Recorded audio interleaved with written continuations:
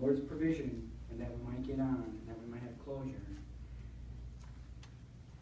If I could use these words to pay our last respects. I've been to some funerals. I can't say many, as some can, but more and more, as is probably your experience too, some tragic and sudden, others somewhat expected, and a funeral is never convenient. They have ways of interrupting us, putting us face to face with even our own mortality. And as we look at this casket, it can remind us of this very thing. If not for a moment, over time, it should occur to each one of us that this could be you or I. I went to my first funeral when I was 14. I wasn't sure how to feel or fully much else. I never seen a dead person, yet it was my own father. I knew not now how to mourn or say goodbye. And to this date, I still feel this was something I missed out on. But in this case, I assure you, there is much that I feel, that we all feel.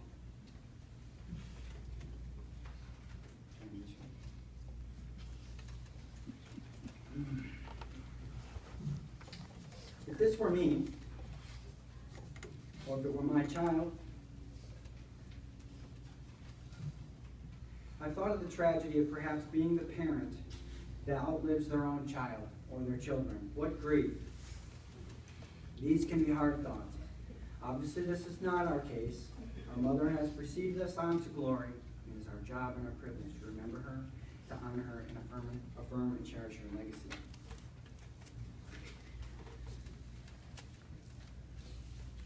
Also, I often thought what it would be like to live so long. Perhaps to see or outlive many of those we love around you pass on. Or to be the last of your own family. And seemingly become more and more alone. While my mother is not the last, she was among the last of her many brothers and sisters, whom 3 remain and are here today.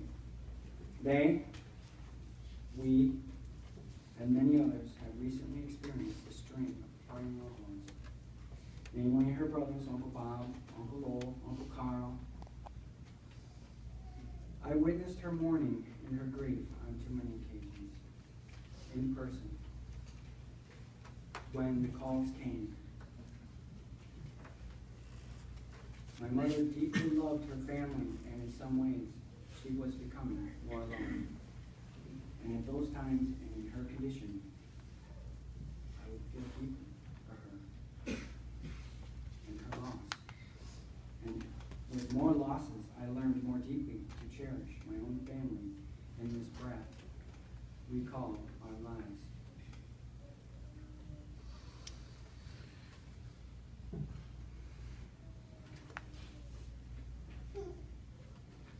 Thank you, Mom.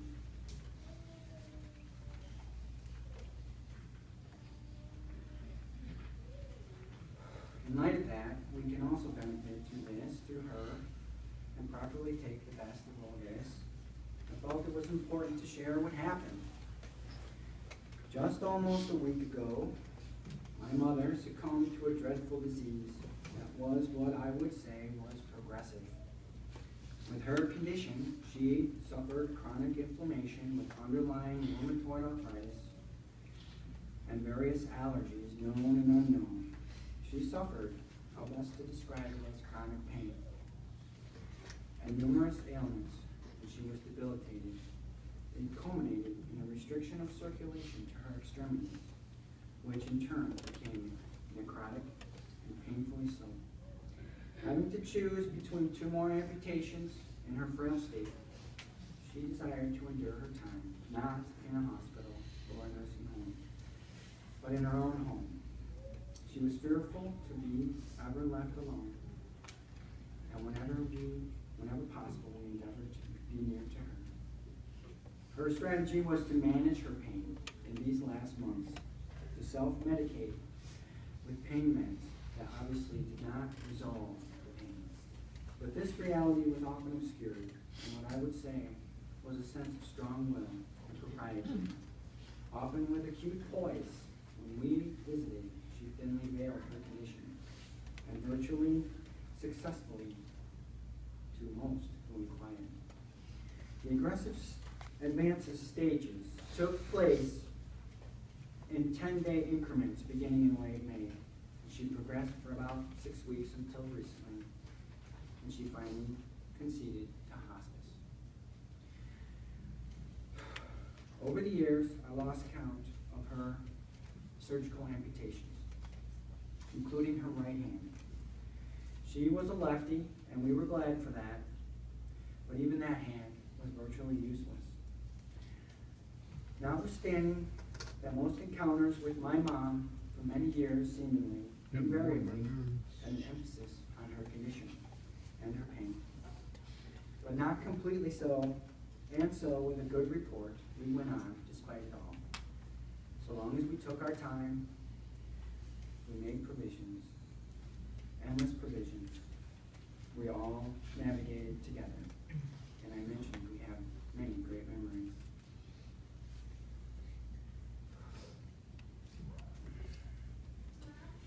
This brought to bear from us, me, from many, sometimes a sense of pity.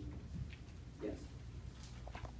But even with the waitress mom, really, and I confess that I was often ashamed. And I'm sorry.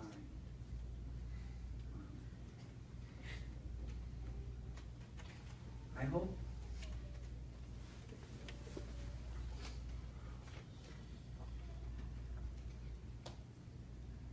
that what any of you saw was me or any of my siblings being brave, being noble, being gracious, being patient, forbearing, and honoring.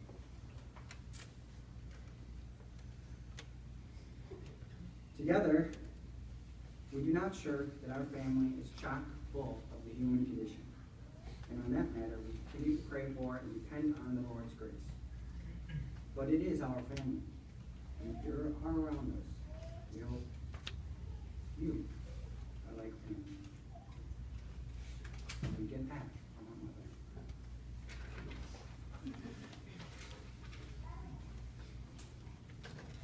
I'm doing okay.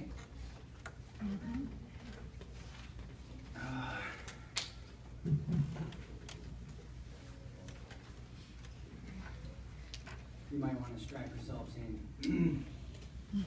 I recall knowingly and consciously relishing and cherishing how we shared many of these events central to our mother, especially the holidays. There she had very high standards about its orchestration.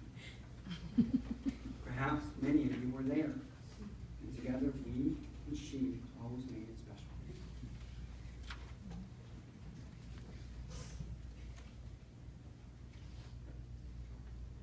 We will miss you, Mom. When each of us were discouraged, we had each other to help. I would like to thank those of you who encouraged us and those of you who noticed.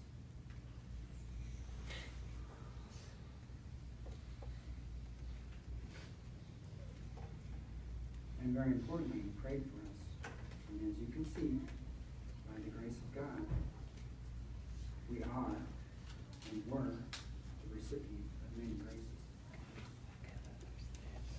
We did our best, and I wasn't sure this would have always been our take. There were times we helped you, and you said you were sorry to be bothered. I want to thank you. That was our pain.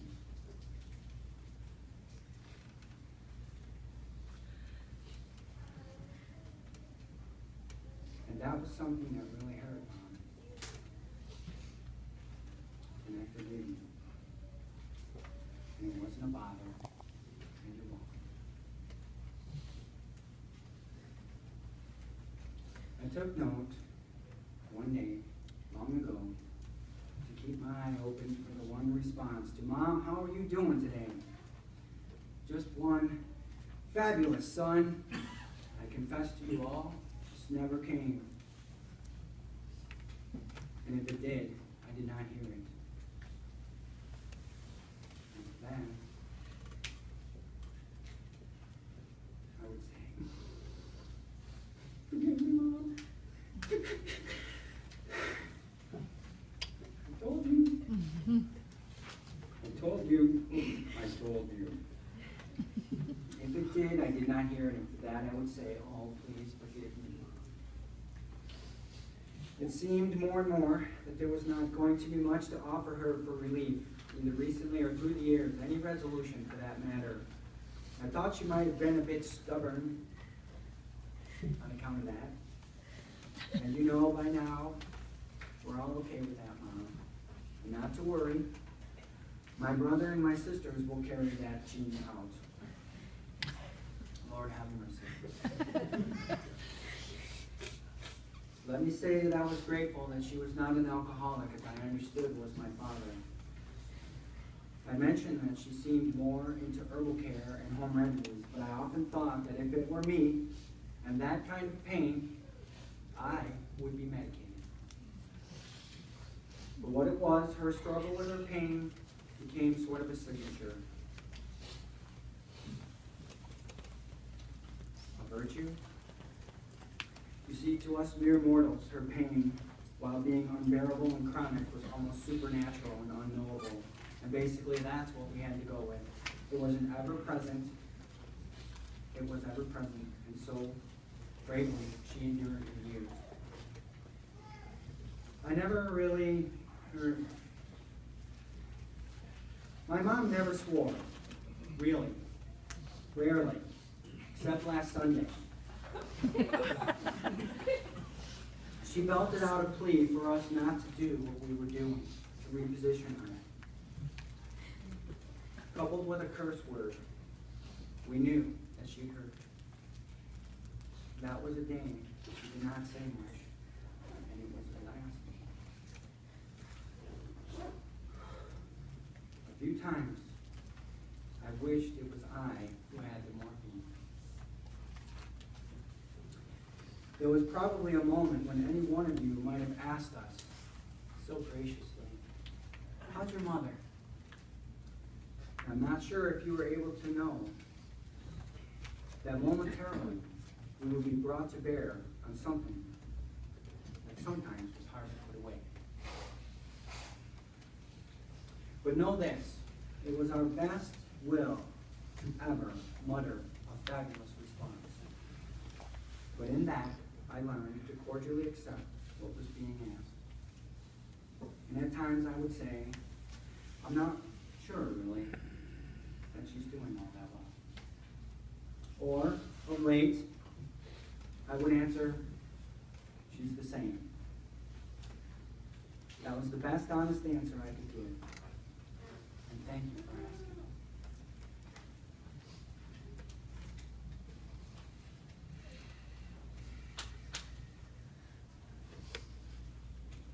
My mother did not always understand me, and I know this.